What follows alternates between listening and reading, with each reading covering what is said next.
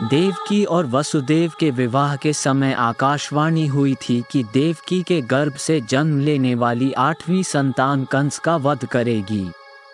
इसके बाद कंस ने देवकी और वसुदेव को मथुरा के कारागृह में बंद कर दिया था।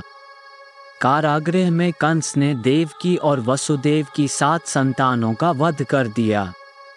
8वीं संतान के रूप में श्री कृष्ण का जन्म हुआ और भगवान की माया से वसुदेव ने बाल गोपाल को यशोदा के घर पहुंचा दिया। कुछ समय बाद ही कंस को मालूम हो गया कि देवकी की 8वीं संतान का जन्म हो चुका है और वो गोकुल में है। इसके बाद कंस ने कई राक्षसों को बालक कृष्ण को मारने के लिए भेजा, लेकिन कान्हा ने उन सभी राक्षसों का वध कर दिया। यहाँ जानिए बालपन में ही श्री कृष्ण ने किन राक्षसों का वध कैसे किया था। बाल कृष्ण ने सबसे पहले पुतना का वध किया। पुतना के विषय में काफी लोग जानते हैं। वो कंस द्वारा भेजी गई एक राक्षसी थी और श्री कृष्ण को स्तनपान के जरिए विष देकर मार देना चाहती थी। पुतना कृष्ण को विषपान कराने के लिए एक सुंदर स्त्री का रूप धारण कर वृंदावन में पहुंची थी। मौका पाकर पुतना ने बाल कृष्ण को उठा लिया और स्तनपान कराने लगी। श्री कृष्ण ने स्तनपान करते करते ही पुतना का वध कर दिया। जब कंस को यह मालूम हुआ कि पुतना का वध हो गया है तो उसने श्री कृष्ण को मारने के लिए तृणावर्त नामक राक्षस को भेजा। तृणावर्त बवंडर का रूप धारण करके बड़े बड़े पेड़ों को भी उखाड़ सकता था। तृणावर्त बवंडर बनकर गया और उसने बाल कृष्ण को भी अपने साथ उड़ा लिया।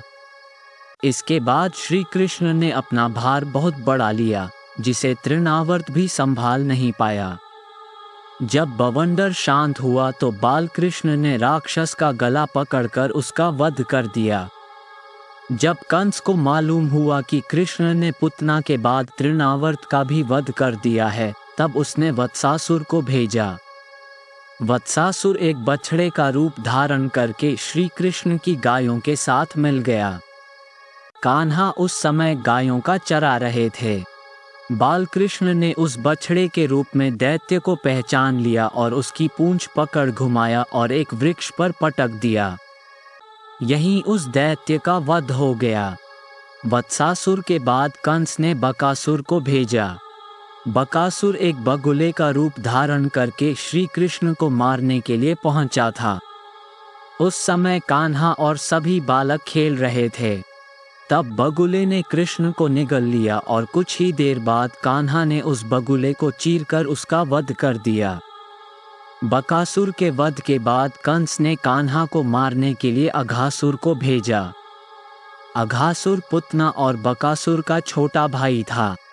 अघासुर बहुत ही भयंकर राक्षस था। सभी देवता भी उससे डरते थे।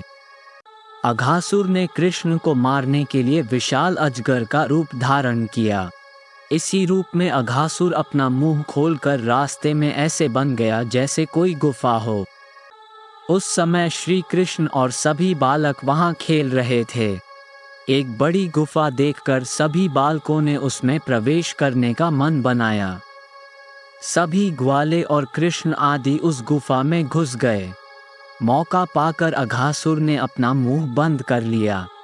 जब सभी को अपने प्राणों पर संकट नजर आया तो श्री कृष्ण से सबको बचाने की प्रार्थना करने लगे।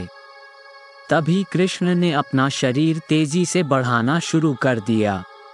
अब कान्हा ने भी विशाल शरीर बना लिया था। इस कारण अघासुर सांस भी नहीं ले पा रहा था। इसी प्रकार अघासुर का भी वध हो गया। एक बार माता यशोदा श्री कृष्ण की शरारतों से परेशान हो गईं और उन्होंने कान्हा को उखल से बांध दिया ताकि बाल कृष्ण इधर उधर न जा सके। जब माता यशोदा घर के दूसरों कामों में व्यस्त हो गई तब कृष्ण उखल को ही खींचने लगे। वहां आंगन में 2 बड़े बड़े वृक्ष भी लगे हुए थे। कृष्ण ने उन दोनों वृक्षों के बीच में उखल फंसा दिया और जोर लगाकर खींच दिया। ऐसा करते ही दोनों वृक्ष जड़ सहित उखड़ गए। वृक्षों के उखड़ते ही उनमें से 2 यक्ष प्रकट हुए, जिन्हें यमलर्जुन के नाम से जाना जाता था। ये दोनों यक्ष पूर्व जन्म कुबेर के पुत्र नलकूबर और मणिग्रीव थे।